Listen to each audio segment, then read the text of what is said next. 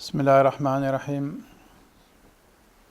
الحمد لله وكفى والسلام على عباده الذين اصطفى اللهم صل على سيدنا محمد وعلى آل سيدنا محمد كما صليت على إبراهيم وعلى آل إبراهيم إنك حميد مجيد اللهم بارك على سيدنا محمد وعلى آل سيدنا محمد كما باركت على إبراهيم وعلى آل إبراهيم إنك حميد مجيد اللهم ترحم على سيدنا محمد وعلى آل سيدنا محمد كما ترحمت على إبراهيم وعلى آل إبراهيم إنك حميد مجيد اللهم تحنن على سيدنا محمد وعلى آل سيدنا محمد كما تحننت على إبراهيم وعلى آل إبراهيم إنك حميد مجيد اللهم يا ربي وسلم على سيدنا محمد وعلى آل سيدنا محمد كما سلمت على إبراهيم وعلى آل إبراهيم إنك حميد مجيد مولاي صل وسلم دائما أبدا على حبيبك خير الخلق كلهم سبحان الله والحمد لله ولا إله إلا الله والله أكبر ولا حول ولا قوة إلا بالله العلي العظيم سبحانك لا علم لنا إلا ما علمتنا إنك أنت العليم الحكيم سبحانك لا فهم لنا إلا ما فهمتنا إنك أنت الجواد الكريم. So my dear sisters, my dear brothers, Assalamu alaikum wa rahmatullahi wa barakatuh. Alhamdulillah, welcome to this second day and the main day of our, is it number 6 now? Retreat? Well done, meet, see? The 10th. 10th? Number 10. Are you including the mini retreats, are you? No, with the mini retreats, 13. Subhanallah, mashallah. Welcome to our 10th Where Land Meets Sea. Subhanallah, it's amazing. It's over 10th. 4 years now. Over 4 years. Our 10th retreat. And as I said in my short introduction last night, I will be talking about different aspects of our salah, of our time prayer. Based really, or the idea is from a narration from the Prophet, peace be upon him, where he said that there are 5 daily prayers that Allah has prescribed, and whoever performs ablution for them in the best possible way and then performs them to their times and completes their bowing and their devotion or concentration, then for that person Allah has an undertaking that He will forgive him. And whoever doesn't do so, there is no undertaking on Allah. If He wants to, He will forgive. If He wants to, He will let him suffer. Forgive here is the word yaghfiru, and as also was mentioned last night when we were looking at the translation of the Qasida, ghafara means many things. It's a word with many meanings. One of them is to forgive, but forgiving maybe is closer to the Arabic word afu. So ghafara, it means to cover. So it's Allah will cover the sins, hence He forgives us, He covers our sins. But I think the word has a much wider meaning than that. It's not only about forgiving the sins, it is about, in so many ways, covering us with His mercy, covering over our faults, protecting us. So when we ask Allah to forgiveness and we say astaghfirullah, we are taking cover with Allah. So Allah will protect and cover that person. Protect us from all various kinds of evil and harm, no less from ourselves.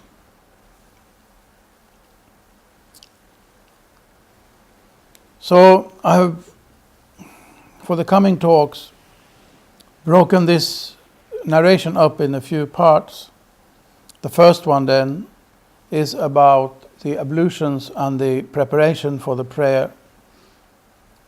As I also mentioned last night, that prayer or salah is the key to the garden, and the purification and the ablution is the key to the prayer.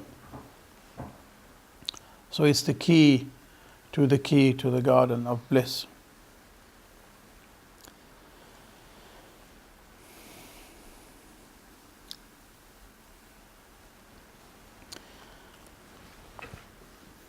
I will start with narrating a verse from the Holy Quran.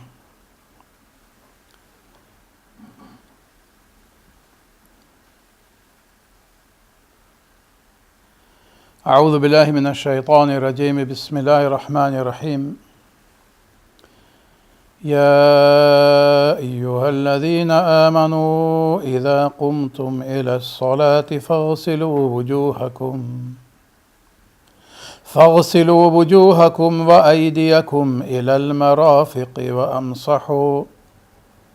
وامسحوا برؤوسكم وأرجلكم إلى الكعبين وإن كنتم جنبا فاطهروا وإن كنتم مرضى أو على سفر أو جاء أحد منكم من الغائط أو لامستم النساء فلم تجدوا ماء فتيمموا صعيدا طيبا فامسحوا بوجوهكم وأيديكم منه ما يريد الله ليجعل عليكم من حرج ولكن يريد ليطهركم وليتم نعمته عليكم ولعلكم تشكرون.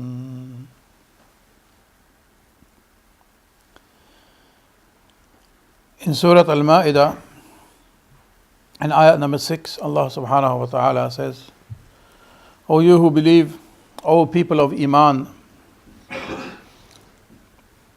not only believe, but everything that Iman contains.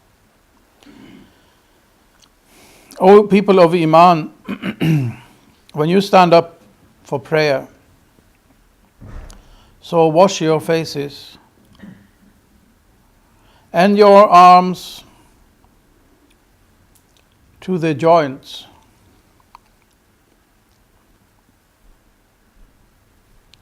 and wipe over your heads and your feet to the ankles or the ka'abain. There are different all of these words, almost all of these words, have different interpretations. And if you are in a state of major impurity, then purify yourselves. And if you are ill or on a journey, or one of you comes from the toilet, or if you have had intercourse with women, and you do not find any water, then seek some pure earth and wipe your faces and arms with it, or from it. Allah does not want to create any difficulties for you, but He wants to purify you and to complete His blessing and gift to you so that you would show gratitude to Him.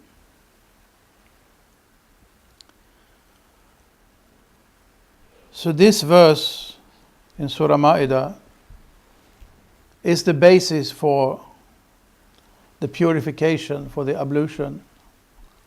And depending on different ways of understanding some of the wordings, both the words themselves and their relationship, the different scholars throughout the times, especially as reflected from the different schools of practice, have come to different conclusions regarding certain aspects and issues of the purification.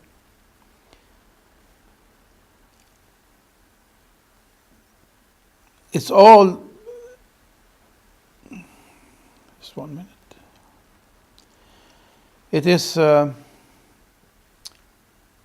could say, unanimously agreed that the main constituents part of the ablution are these 4 things which are mentioned here, and that all of these parts are necessary parts of the ablution. Then some will also add some other requirements which are necessary for the ablutions, and others will remain at these 4. And then there is also some differences of opinion or ruling, you can say maybe, as to the exact understanding of these words. So wash your faces. I think it's clear to all of us. The traditional idea about the face is the wajh, is called in Arabic, is called wajh. And the face is that which you meet when you meet a person. So when you see a person, full face, that's what it is, you know. What you see, that is the face. So normally they say from the, you know, where, what do you call it, hårfästet, where the hair begins, if you're not bald like me. So, yeah. What do you call it? Hairline. Okay. The average hairline to below just the bottom of the chin, or just below the chin, and from one earlobe to the other earlobe. You know, that sort of oval, that is the face. And your arms is the forearm up to the elbow. And I think, as far as I know, unanimously, including the elbow as well. And some imply that this word, the arms or the forearms up until the joints, that these joints implied in this verse of the Quran are the elbows. And then there is a whole, at least in the Hanafi madhab, there is a whole discourse on why you can prove that by this wording up until the elbows includes the elbows. And there's a whole, you know, very, very advanced, we can say, reasoning or logic, that sometimes the word up until, the thing which is up until, the word after the word until, is included in that which is up until. And sometimes it is not, depending on whether it is of the same nature or of a different nature. And there comes quite a long discourse on that, just to prove the point that this word, this way of expression means that the elbows have to be included in that which is washed. But there is another interpretation that these joints, which are mentioned here, because it's in plural. So we have 2 elbows. So if it was only 2, then there should have been mentioned 2, up until the 2 elbows. So it doesn't say the 2 joints, it says the many joints. So there will not be many, however you count them. There will only be 2. So they say, no, it means the joints of the fingers. Hence, when you wash your arms, you have to start from the elbow and wash towards the joints. Otherwise, you are going against the command of the Quran. I'm not saying that this is everyone's interpretation. This is one interpretation. And that's why in the Ja'fari fiqh, then you have to start from the elbows. Otherwise, your ablution is void. Whereas, according to, for example, the Hanafi fiqh, no, you start from the fingers and you end at the elbow, because they understand this word joints as the elbows.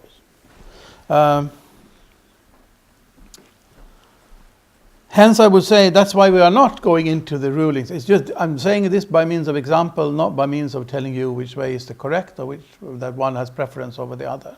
Rather than maybe to illustrate that there are so many different traditions and why they are so, and that they are all valid in their own right. Although it's usually advisable to follow one system and learn that correctly or properly, rather than being confused between the different methods. But that's a personal matter of personal preference, I would say, really, and circumstance maybe. And then wipe over your heads. And again, what does that mean? You wipe over your head. So how much is that then? So the ruling is from 3 hairs in the Shafi'i madhab to the whole of the head, excluding nothing in the Maliki madhab. Both Sunni madhabs, they are very, very different ideas. And the Hanafi are somewhere in between. They say as much as it would be covered by the palm of one hand. So a quarter of the head. They said it's like if you put your hands, you can roughly get, 4 hands on here. So a quarter of the head.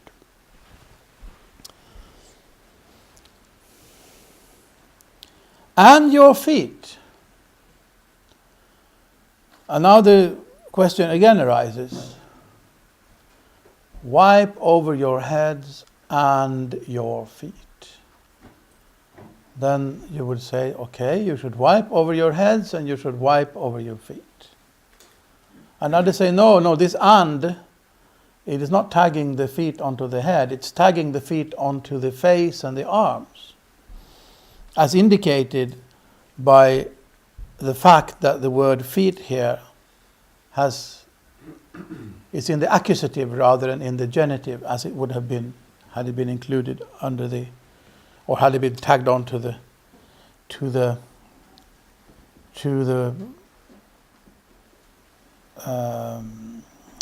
word heads.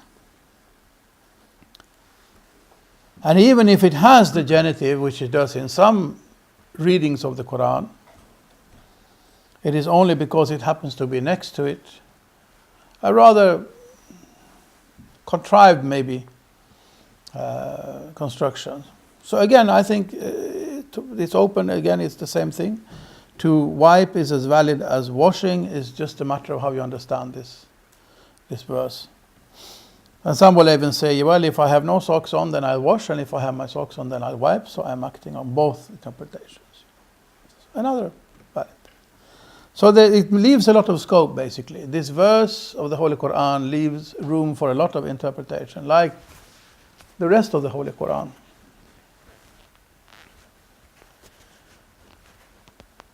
And then again, ila al-ka'bayn, these two raised parts, the ankles, or are they the ankles? Because ka'b means a raised thing. So it could be the ankles on either side of the foot, or it can be the raised part on the middle of the foot. And again, you will understand them differently. Otherwise, you have to wash your feet up and including the ankles, because just the same as with the elbows, or otherwise say this is an indication that you are wiping because it is the raised part on the top of the foot, and you wipe towards it from the toes up towards the raised part on the top of the foot. So you can say one interpretation suits the wiping, and the other interpretation suits the washing. And this is I think the fantastic nature of the Quran. It leaves the whole room of this open for all of this. And in our ummah of Islam, all these interpretations are acted upon in various ways by various schools. If you are in a state of major impurity, then you should purify yourselves, which again unanimously means that you have to wash the whole of your body. Women after the completion of their menstruation, and both women and men after having had sexual intercourse. And then comes, which it so often does, an exception to the rule, or a part of the verse that indicates that there may be situations where you're not able to act fully upon this command. That's fine. There are always alternatives. So, if you are ill, or you are on a journey and cannot find any water, then you can look for some pure earth, some pure part of the ground, mineral, the usual interpretation. Anything mineral will do. Or anything which is of the nature of the earth. So earth or clay or stone or marble or concrete, whatever. Dust. And you wipe your faces and your arms from it. You touch the ground and you wipe your face, and you touch the ground and you wipe your arms. The same part of the face and the same parts of the arms that you would wash with water in the full ablution, you would now just wipe over, having touched the ground. It doesn't mean that you have to, you have to smother clay over the whole of your face and your arms. That's not the idea. You touch it, and even if there is some earth left on your hand, you're actually supposed to shake it off before you wipe. And I think this again is a very strong indication that this ablution, the whole of the thing, it is ritual. It's a symbolic act of purification. It has a multiple purpose. It is very practical in many ways. You wash your face, you wake up a little bit, you freshen up, you wash your arms, especially when you get water on the inside of your elbows. In the same way, you wipe your head, you will wash your feet as well. So there are practical things. You get mainly your hands, your feet will get more dust on them than other parts. So you're freshening up nicely. Spiritually as well, it has an effect, and sort of physically, it makes you more alert. It wakes you up. It's many things to you, of course, but it is also the action, the movements when you do this are also a big part of it. I mean, the purification itself, just the ablution on its own, it is like a, well, what would you say? It is a complete spiritual exercise. That's what you say. It's reminding of yoga and qigong and many other methods that combine meditation with movement, I would say. So regardless of which, because I will not really make some detailed description of this, because there are so many different ways of doing, and you have to perfect your way. That's the idea, that we should perfect our way of performing ablution. Whichever way we do, whichever school we follow, whichever method we feel comfortable with, we should perfect that and make it as good and as handsome as we possibly can. Because the Prophet said, Man ahsana wudu'ahunna, the one who beautifies their ablution. Hasan means good looking, good, of good quality. Like good looking clothes or beautiful clothes, they're called Hasan, or anything of good quality. So you should then make your ablution good looking, not only good looking, but of good quality. So this as well has many facets or many aspects. One, of course, is the technical, the practical one, how you actually do it, how you perform the different movements, how you take the water, how you make the water flow over the various parts of the body. So that maybe is the basic. Well, the basic is of course what you do. You have to wash your face, for example. Like you wash your face, but then I think it's also how you do it. So you can get a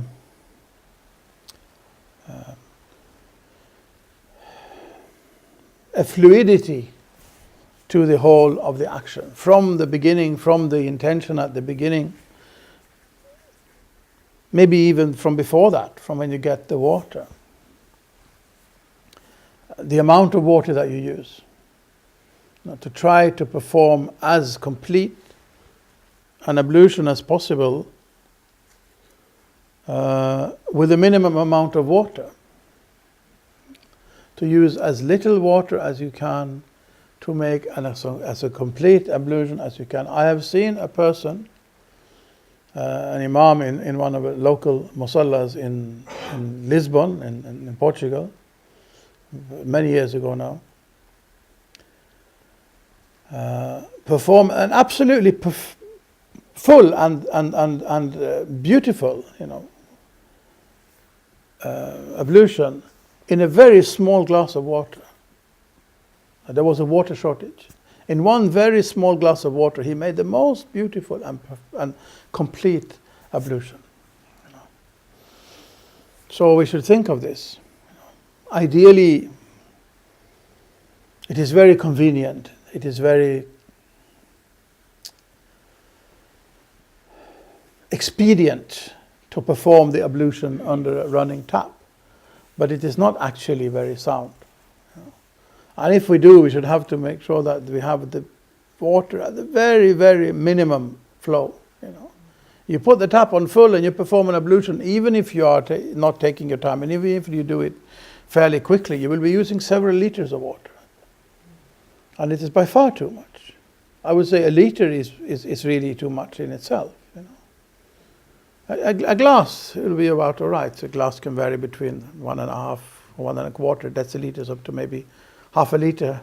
And that's, I think, is a variation that's reasonable because of how different we are. But when it's more than that, you really are using excess of water. And considering that we use so much water, especially in the West.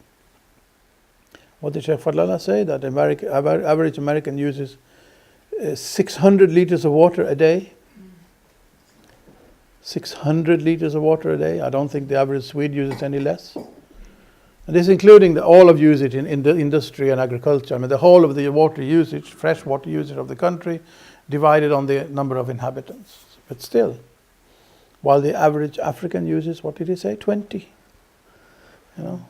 And most of that for agriculture, not for the personal usage. So, I mean, if we we may use more than 20 liters just in our ablutions. I would say rather likely that we do, if we do it as thoughtlessly as we are. So I think maybe that is the very first step to perfect our ablutions, is to have an awareness of how much water we are using. The Prophet, his practice is to wash every part 3 times. Or up to 3 times. But not more than 3 times. And even if you sit by the lakeside, or the side, even by the seaside, and you perform your ablution in the water, everything you use is going to run back into the sea anyway. You are not allowed to wash it 4 times, because that is excess. That is wastage. So what about when the water is not abundant then? How could you possibly justify using more than you need? And I mean, if you do especially when you're scooping the water up from a lake or from any body of water rather than having a tap running, the amount extra that you use by the 4th time of washing is not so much compared to the amount extra we use by having the tap running. So again, it's something to think about for us. So I would say the first step for us is to see how much water do we actually need to use when we perform our ablutions. Or what is it like to perform the ablutions out of a vessel? To fill some something with water, a little bowl or something, and then use that and take the water from there. Or have a jug maybe and take it from the jug as opposed to just having it from the tap. Or indeed go down to the seaside, although it's a little bit cold now to do the ablutions at the seaside. But just, and this is what I want us to do really throughout this weekend, is to, all these topics that we are discussing in the talks and the workshops, that we should also in our free time practice upon them. And I would prefer really that we would use each other as mirrors. Like the Prophet has said, Al-Mu'minu mir'atul mu'min, that the believer or the mu'min, the person of Iman, which is more than just belief. That's why faith maybe is a slightly better word, but anyway, is a mirror. You know, the mu'min is a mirror of the mu'min. The person of faith is a mirror of other people of faith. So if we could act as mirrors of one another, I'm not saying that we should inspect one another, we are not going to instruct one another either. It's not a cause of judging one another, it's just a cause of acting as a mirror to one another. So if you are comfortable with that, I would prefer that we, for the duration of the weekend, ideally, or at least for each exercise or reflection or practice or what you want to call it, will pair up with somebody, especially for this practice of the ablutions, and also when it comes to the outer form of the prayer. The other things maybe are not so much a pair idea, it's more of an individual exercise. For example, the prayer times. Again, I will just remind us from now, because we will experience the different prayer times, and I was thinking of it this morning as well, that we should try to think of what is the feeling of this time. When you went for Fajr, for example, or when you went out after Fajr, what was the difference in the feeling of those times?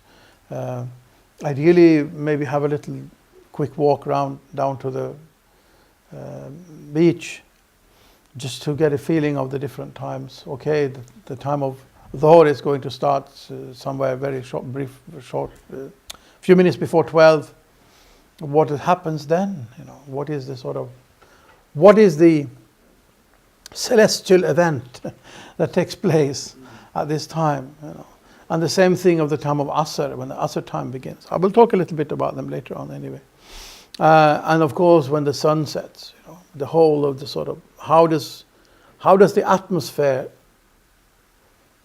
change, you know, and how do we relate to that change? You know, to just get a feel of the different times of the prayer. But back to the ablutions. I remember the very first, really my very, very first experience as a Muslim. I had been thrown into Islam with no prior sort of preparation, or without, just overnight, from one day practically never having heard of Islam, till the next morning being a Muslim. It was a very, very instant process. It was a sort of transformation during a night. But then that day, my first day now as a Muslim, without really knowing anything about Islam, the first thing I was exposed to, it's not quite true, I will come back to this, but the very first thing the very first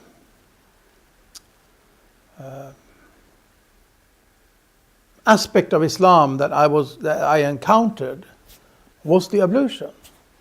Because the man who had come, may Allah rest his soul, to sort of pick me up, or whom Allah had sent to introduce me to Islam, I went with him back together the very next day.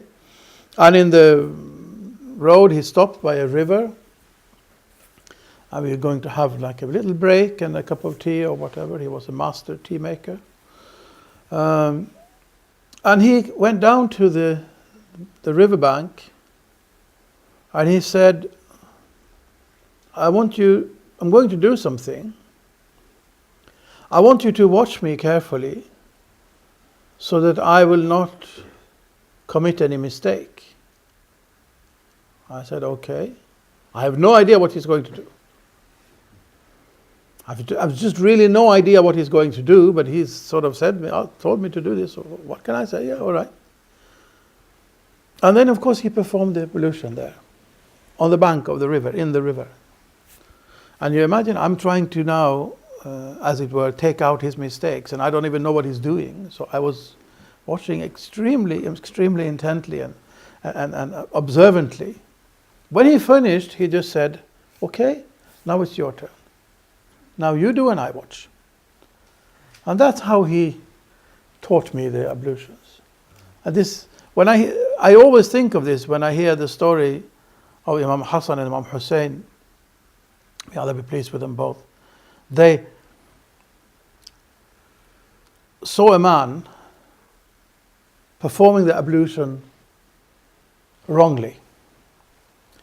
But out of fear of hurting his feelings, when they, as much younger than him, would come and tell him, in spite of being the grandsons of the Prophet, they thought out a scheme that they went to him and said, we want you to help us to resolve an argument, because he's saying that I am performing the ablutions wrongly, and he's saying that I'm performing it wrongly. So we want you to judge between us. So they both performed the ablutions in front of this man, and when they both finished and he was going to judge, he said, you're both right and I'm wrong. I am the one who has been performing it wrongly. So without having to tell him, without having to in any way make him feel bad, they corrected his ablution. Again, a mu'min is a mirror of a mu'min. The believer is the person of faith is a mu'min of the other person of faith. Is a mirror of the other person of faith. So I would like us to mirror each other in this way, that we can observe, and then as we feel, if I'm doing it and Yusuf will watch me, and then he will not tell me you did this and this wrong, I will ask him. I get a chance then to see if he has any comments. Up to as much I want.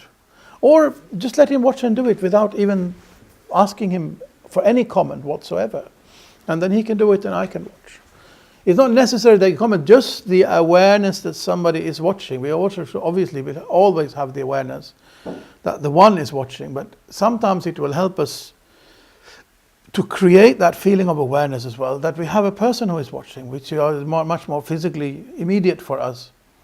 And that will again, now Abdul Hadi is watching me when I perform my ablution, and I'm being extra careful, of course, and I don't want to waste water. I've just talked about not wasting water. Now, how ashamed would I be if I'm just going on and blasting the tap on full?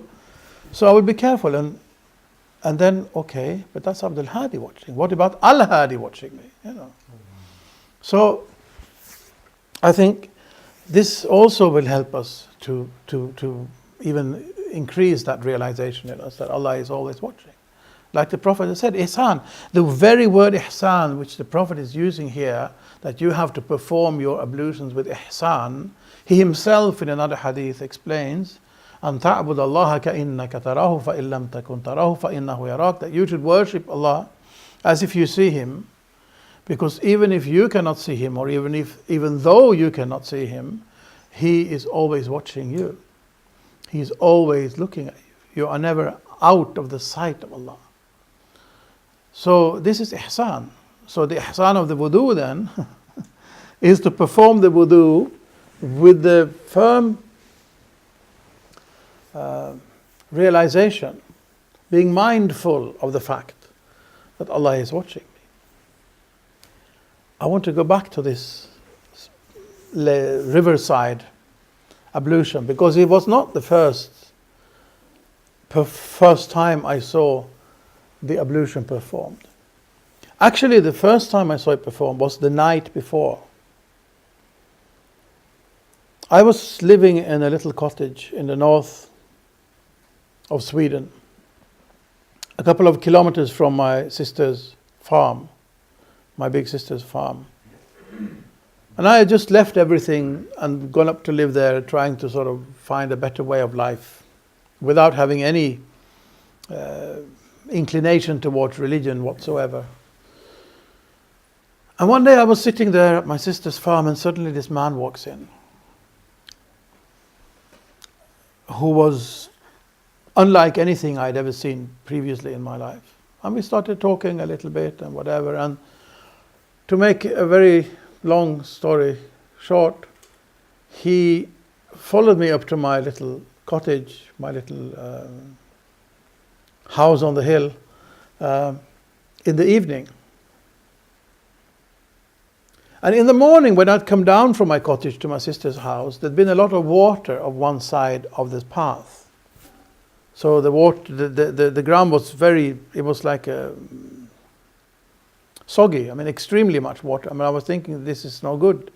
So I was thinking, if I make a little channel across the path, the water can run and sort of can dry it out, and it can carry on. It was sort of blocked by the path. The water was blocked. So I made a little channel with my foot, just to get the water to run out. Sometimes you do this when the snow is melting in Sweden. I'm sure all if you have grown up in Sweden, you've all done it. You know, you've seen a puddle on one side, and you sort of make a little channel so the water can. You know, it's a very sort of spring activity for children, I think, a very natural thing to do if you've grown up in Sweden, especially in the countryside. So I did this without giving it much thought, although I was sort of struck by a feeling when I did this that, I don't know, sometimes you get this feeling. You do the most mundane action, and you get a feeling that this is important. So I was struck by that feeling when I did this thing. There's no reason why, but I was. Anyway, and I went down and didn't think more about that. And in the evening, when we were walking up together, this man and I, this little channel that I dug with my foot had become a stream. And the water was flowing in it. And at that very stream, this man sat down, and which I now realize, performed the ablutions. I had no idea at the time. He sat down and did something. I just waited for him. You know, what shall I do? But that's what he did. So that was when I watched him at the riverside. Was actually the second time I'd seen him perform the Buddha.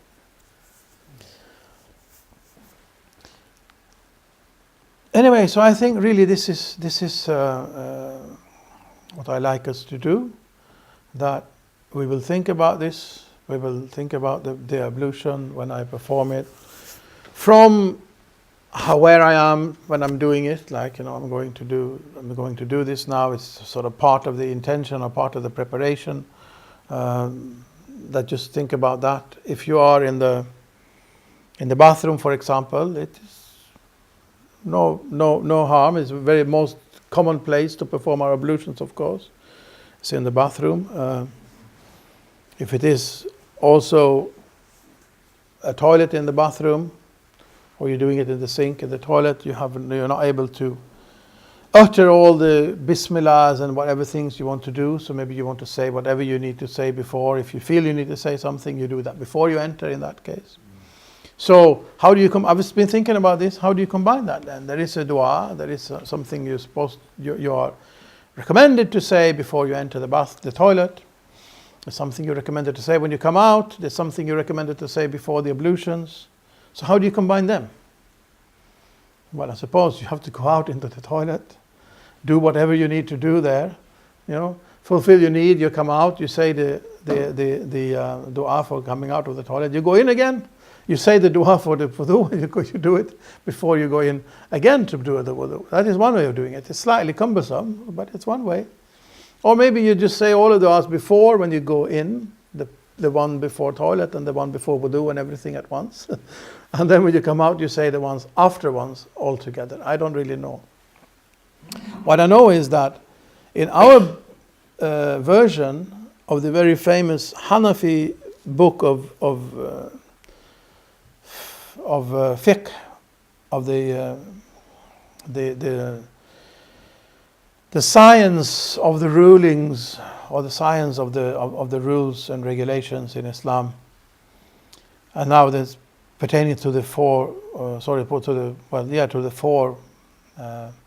forms of worship, you can say, I suppose. The salat, the Sawm, the Zakat, and the Hajj, and a few other things around them. But basically, this book is called Nur al-Idah, the light of clarity, or something like that. I'm sure many of you have come across it. It's a basic book of Hanafi fiqh, and the version we had when I studied in madrasa or Darul Ulum, it contained in one part, in the commentaries, some suggested supplications for the wudu. You cannot say that they are what is called masnoon du'as, the ones that have been reported from the Prophet, because they're not all based upon something that has been narrated that the Prophet actually said, but nevertheless they had from before, of course. What do you say before the wudu?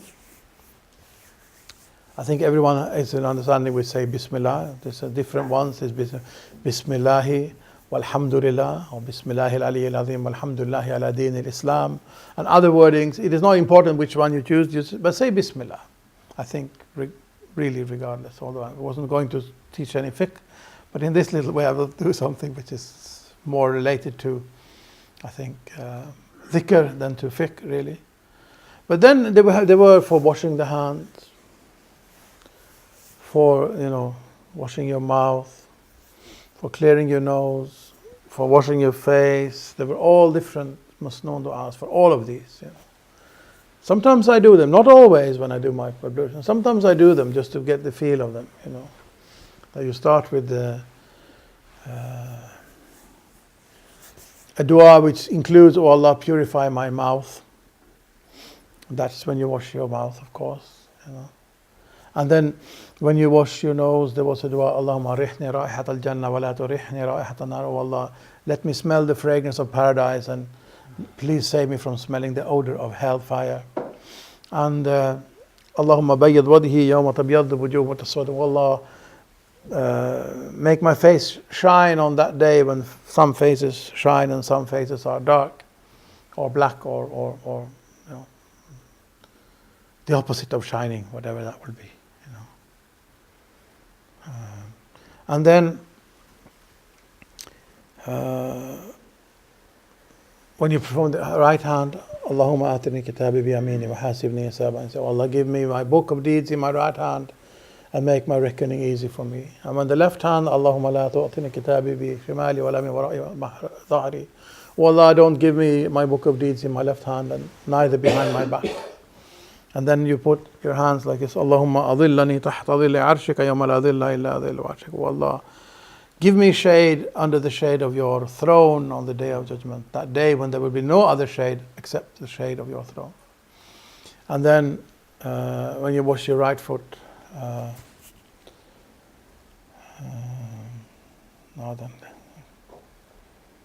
you do your ears first, don't you? Allahumma ij'alni min alladhina yastami'una al-qawla fayattabi'una ahsana. Oh Allah, make me among those who listen to your word and follows the best of it. And then when you do your neck, Allahumma a'tik raqabati min an-nar. Oh Allah, free my neck from the fire. And then when you right your wash hand, Allahumma la tuzillani, no. I can't remember the dua for that. It's something about not slipping anyway. I cannot remember it now, the wording. And then the left one, Allahumma ja'al dhanbi maghfura masa'i mashkura wa tijarati lan tabur. Oh Allah, make my sins forgiven and make my effort accepted and make my business, my business of the akhirah, such a business in which there is no loss. So these are all some du'as which are from the du'as of the Prophet, but are not necessarily said by him on these very occasions, but someone had put together them. I just find it so beautiful that you have the whole sort of sequence of this. It gives the flow, gives the flow in this. So I think we shall practice on this for the rest of this weekend, ideally. Every time we perform the ablution, think about it. Think about, first of all, how much water you're using. Think about what you are doing, the intentions for the ablution, which according to some traditions, some schools is necessary, according to some it is not compulsory, but nevertheless is always recommended, and the various sort of parts of it. Mirza? I have one question. If you want, it would be nice if you could pair us up, because otherwise we will choose someone we are familiar with or know. I think it is good if you choose someone you're familiar with, Okay. because it will make it, because this is very sensitive things. And I think it is good that it is someone you're familiar with, so you will feel quite comfortable with it. So I don't think that's a harm. I have an aversion to pairing people up as well. I was just telling Yusuf about this yesterday. So, no, I think you will find someone. If you don't find anyone, then you can join the group of those who didn't find anyone, and then you still find someone. And 2 and 2 is fine. If you are 3 and 3, that would be okay as well. But 2 and 2 will be the most practical. Yeah, so please, if you find someone, that's fine. If you have a problem finding someone, then by all means, come to me or Sister Yaquta or Brother Abdul Hadi, and we'll help you find somebody, inshallah. But I think it should be okay. No, I don't think it's any harm with someone you're familiar with. And remember, it's not about telling what is right and wrong. It's not really about teaching the fiqh of the ablutions. It's more about creating this awareness. What am I doing? I think my time is up. Sister, yeah. Someone asked me a question that I didn't know the answer to. I think the suggestion was made that it was better to use still water than to use the tap. And they asked me, should you just have a bowl of water and scoop it out of the water and let the water fall back into the same bowl? And I thought, I don't think so. But I thought I better check with someone. No, you should not let the water fall back into the same bowl. If you have a bowl, you should let the water fall outside it, because when you used the water, once you have used the water for the purification, the water that drops off, that's an indication as well how much water you're using. The water that drops off after your ablution, it's considered used water. And it is not impure. There was a ruling by Imam Abu Hanifa that the water that drops off your body is actually impure, but that was at the time when he suffered from kashf. He suffered from the ability to see from the water dropping off a person's limbs when they performed the ablution what particular sin was being washed off with that drop of water. So he asked Allah to remove this ability from him. Oh, you don't want to be aware of all people's sins at all times. It'd be terrible. So that's why I say he suffered from it. It was an affliction. So while he was suffering from this, he actually had the ruling that the water that falls off the body after performing the ablution is impure. Much as the water that falls off if you're washing off something which is really impure. But then he changed after that. So he changed his ruling, and it's not. But what it is that if for example, you're performing your ablution in a bowl, and then the water which you are using is falling into the same bowl, when that time comes, this is again is one ruling, there may be different ones. The one I learned is that when that water becomes more than the actually unused fresh water, virgin water if you wish, then you can no longer use it. So the water which has been used once cannot be used again for the same thing. So you cannot perform your ablution and let it all drop into a bowl, and then someone else or yourself will use that water again. And basically it goes by amount. So if the amount of used water is larger than the amount of unused water, then the whole of the water will be counted as used, and you cannot use it anymore then. So no, don't let it drop into the same bowl on purpose. If a few drops fall in, that's fine, it doesn't matter. But that should not be your aim. Your aim should be that water goes somewhere else, so into the sink or whatever.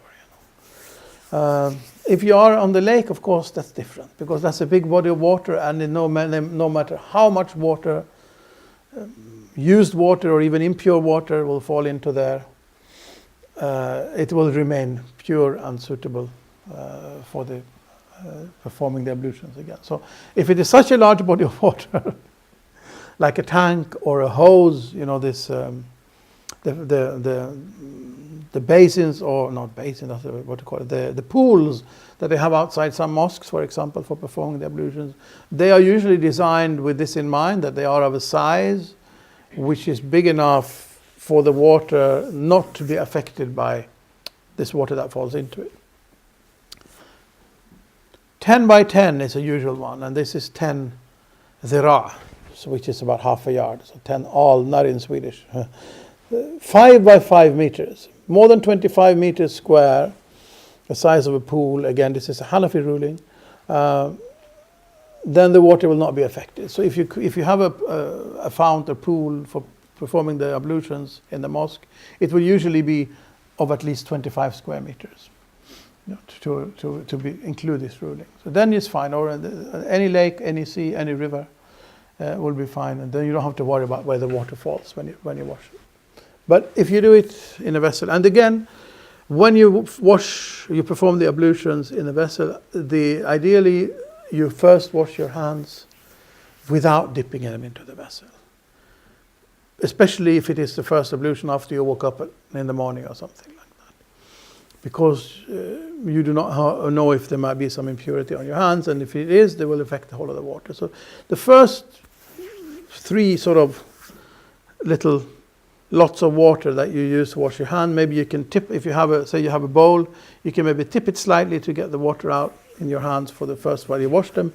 After you washed your hands, now you can put them into the vessel for everything else, for the mouth and for the nose and whatever. But let the water that you are using fall somewhere else.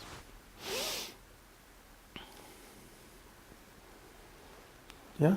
Maybe if you could say something about leaving the place where you make the wudu clean when you leave it for the next person.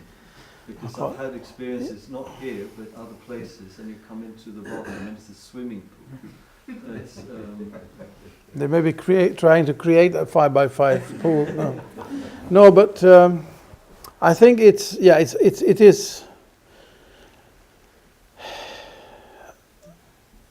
The ideal is, of course, that you're performing the ablutions outside with some natural water. Then you don't have these problems. These are problems that arise out of, these are sort of problems of civilization, you could say. And I think also when it comes to splashing in the bathroom and leaving a pool after you, it's got to do, again, it's got to do with mindfulness. I mean, no person in the right mind would knowingly do such a thing, having thought about it. The reason why so many of us still do it is because we don't think about it. Or we choose not to think about it. Or we stop ourselves from thinking about it. Or we deny, we know it, but we sort of push it away, We can't be bothered. We are tired. This thing about the futur that comes to the nafs because of malal. I only remember the Arabic words in here, This, was it languor or what is it? Languor. The languor that comes to the listless self. This is exactly what it's talking about. It is you leave a lot of water after you because you just can't be bothered.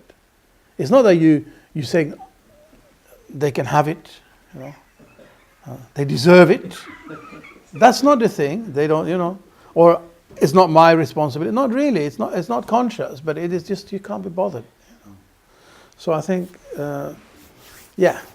that is of course something to think about. But again, I think if you don't use more water than you need, then these problems will not even arise. Because it'll be a few drops.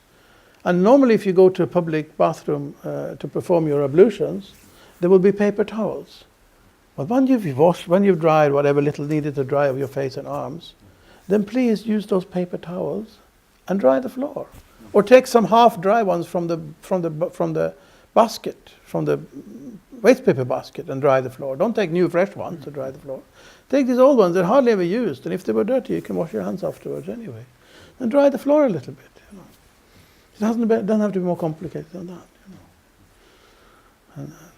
And of course, I mean, if you wear your socks, if you are aware of the rulings, you can perform the massah on your socks. Or if you follow a fiqh that allows it, you can just wipe over your feet, then you don't have the issue with the feet. But normally this water that falls is not from the feet, actually. It's more from the arms, you know. So it's about, again, if you only use that much water, or if you're doing it this way, whichever, that much water, which will only a few drops, one drop has to fall.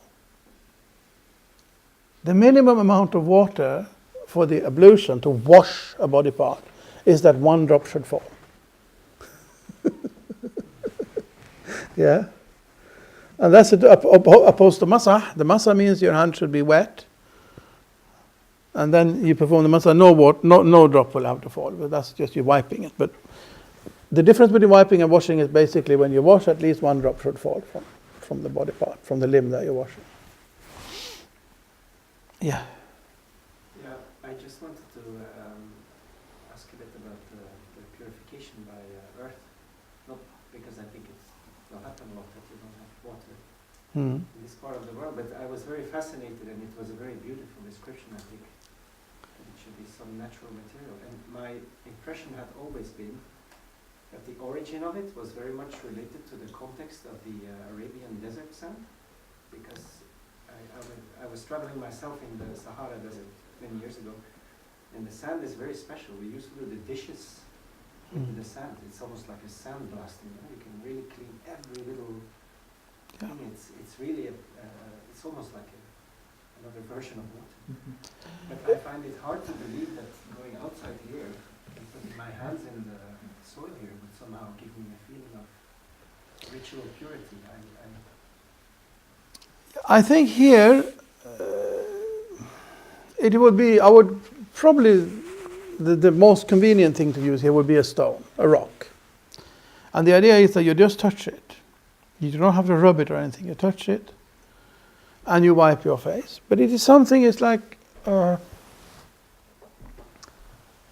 don't know, it is part of the effect. I mean, now I'm not talking about the practical, as I said, the purification, the sort of washing, the cleansing effect is, of course, one effect of the purification. But there is also this spiritual effect. And if you cannot wash your face with water, even if you wipe it, at least it sort of gives you a little bit of freshness. And especially when you know that you are doing this, I am doing this instead of using water, because for whatever reason, illness, simply not finding any water, maybe extreme cold, whatever is the reason. There's so many reasons why you should not use water, you know.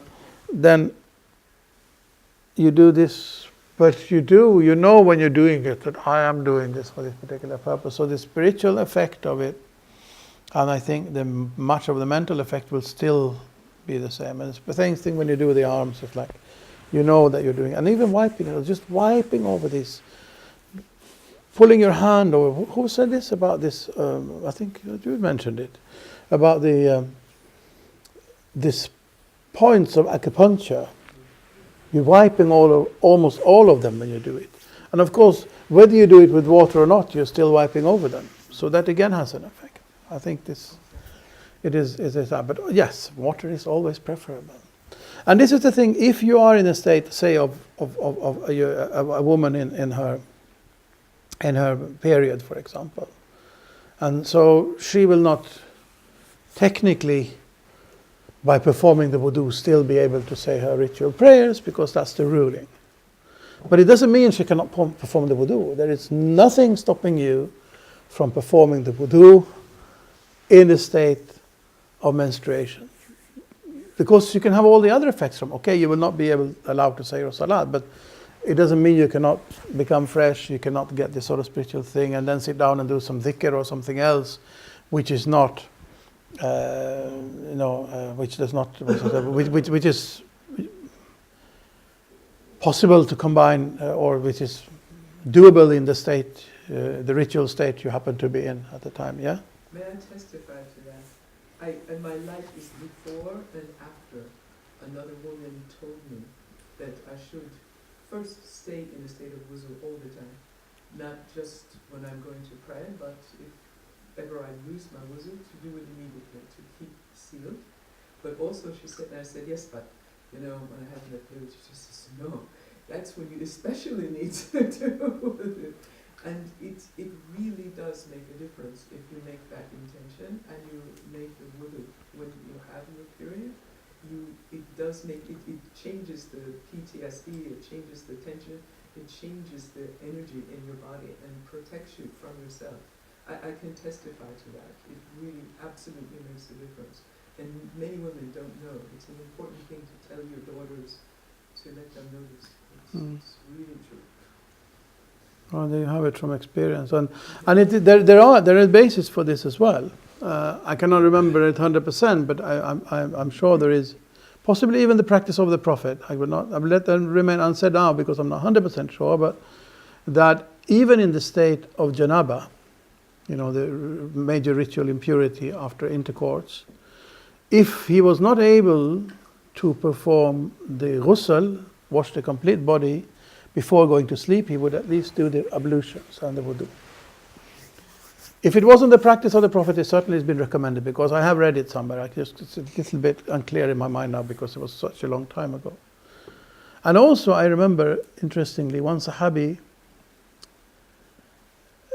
this is sort of mentioned by the way in a hadith, the topic of which is something else, which I can't remember. And he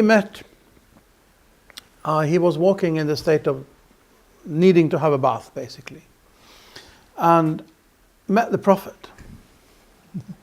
And he didn't want to greet him because he felt, I'm this state, it's improper, So I can't remember again the wording, but it was something that either he did anyway, or the Prophet said he should, or something. But what he did was, or what the Prophet had told him to do, was to just touch the wall and wipe the hands over the face. Basically, perform the dry ablution. It was not it would not be valid in the way as you can now perform your prayers. It is not. For the dry ablution to be valid, you have to be in a state where you cannot use water for whatever reason. But even so, it is not without merit. It still has an effect. For example, if you need to greet somebody, then even just doing that, just touching the wall and doing, at least now you're showing by touching your hands to your face that you consider them clean enough to touch another person's hands. There is something to it. It makes yourself feel a bit better. Maybe it does something to you.